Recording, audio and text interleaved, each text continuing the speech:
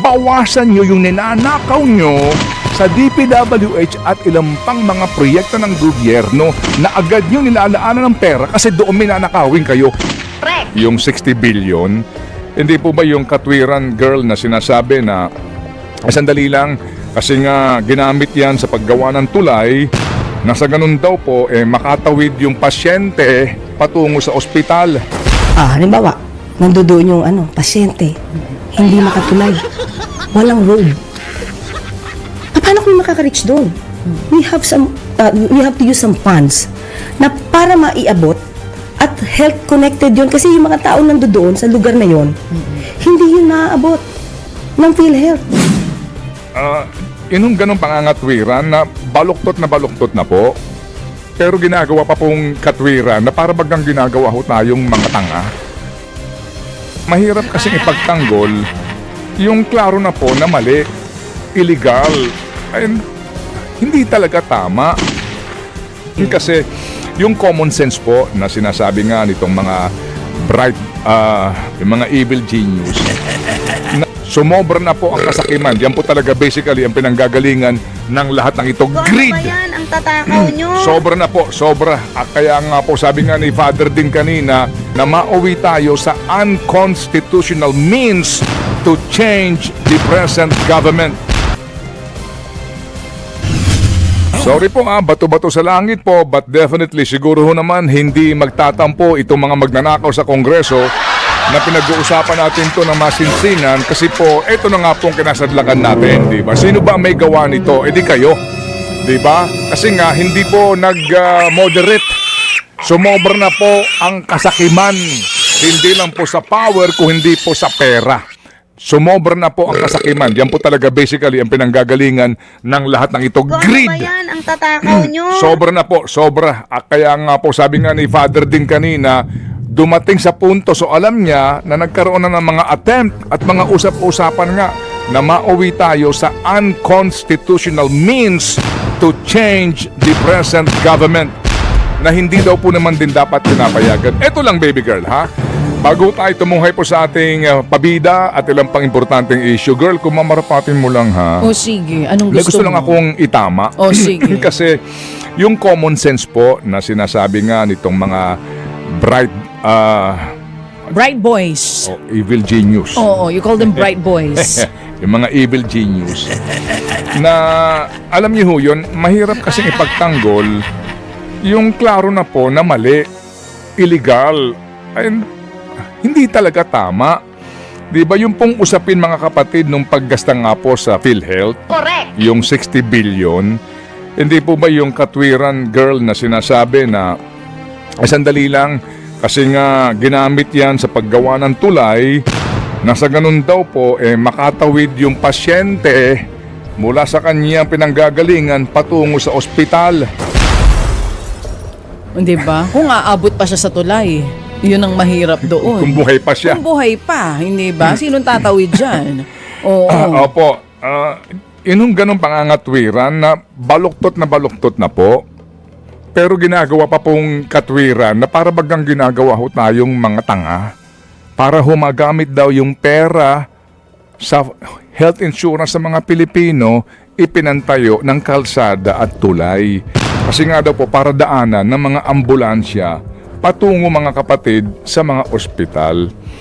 Sige po, meron pang isang katwiran. Ako ay nagpapasintabi din ha. Dito po sa sinasabi naman na sandali lang yung malaking halaga dyan, mga 27 billion. Sa 60 billion ay ginamit na pansweldo sa ating mga health workers. Oo, napunta naman daw sa utang ng gobyerno sa health workers natin. Yun ang isa pang Ang dinadahilan. sinasabi po nila, mamaya babasahin din natin itong reaksyon ng mga nakikinig sa atin, pati itong ilang mga analyst na nakikinig sa atin. At gusto kong makidiskusyon sa atin nga pong napag-usapan na pag-aamyenda po sa ating saligang batas at itong dynasty bill na ito. Ang sinasabi po daw, nagpapasalamat nga yung mga healthcare workers kasi yung utang ng gobyerno doon sa COVID allowance, yung sa mga benepisyo yung sa mga ilang pahong karagdagang yung risk allowance ng mga health workers natin na utang ng gobyerno ay naswelduhan nang dahil po sa pera natin sa PhilHealth. Yan po ang katwiran. So kumbaga, ito mas konektado na sa health. Kasi ang pinuntahan ng pera ay sweldo ng mga manggagawa sa health sector. Kung pakikinggan mo, oo nga pero sandali lang. Tanong lang po natin, sa ngayon ho ba ang mga health workers natin, walang COVID walang COVID. At even nung panahon po ng COVID, hindi ho ba mga kapatid, ang sweldo ng health workers natin sa ilalim po ng payroll ng DOH National o mga local, di ba nanggagaling po sa budget, particular sa NEP ng DOH, yung sweldo ng personnel nasa budget ng DOH. Alright? Yung pong allowance nila nakalagay sa budget ng DOH.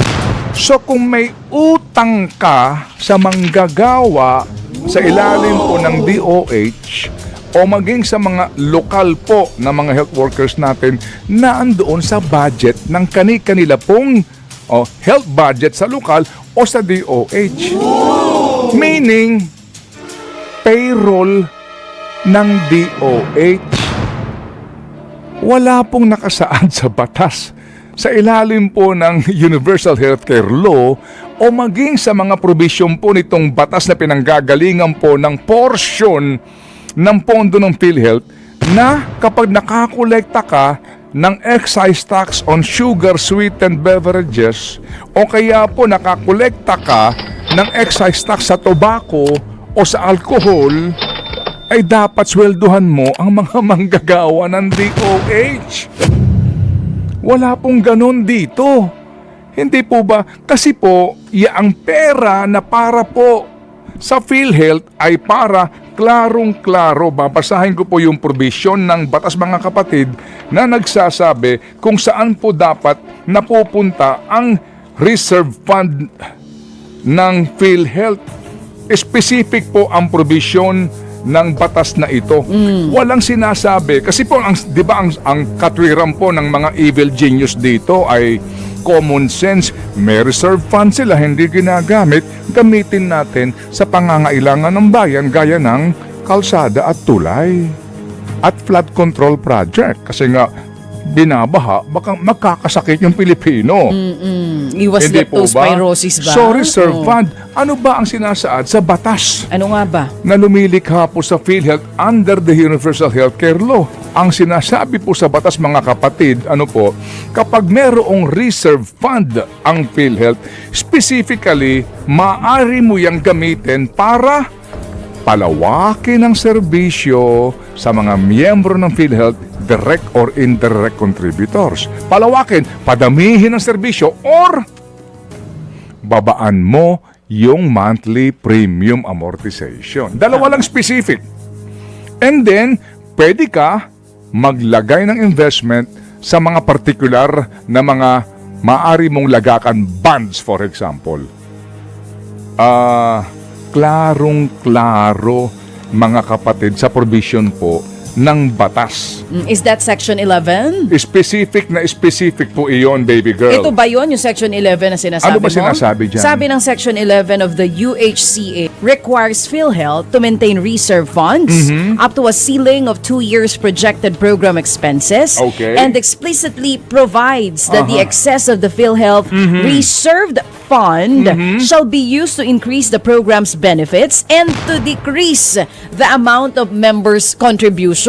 Okay. Na-explain na to ng mga kausap natin before pa. Nung unang-una pa lang, nung i-announce pa lang nakukuha nga ng pondo sa PhilHealth, sinasabi na nila, hindi pwede yan. Kasi Okay. kung may reserve fund ang PhilHealth, dapat gamitin yan para mapaganda ang serbisyo para sa Okay. mga members. Alright. O kaya mabawasan yung bayarin ng members. At mag-invest ka, 'di ba? Sa ilang pong maaaring lagakan ng pera na kikita nung ka gamitin mo sa proyekto ng DPWH o pangsweldo sa health workers.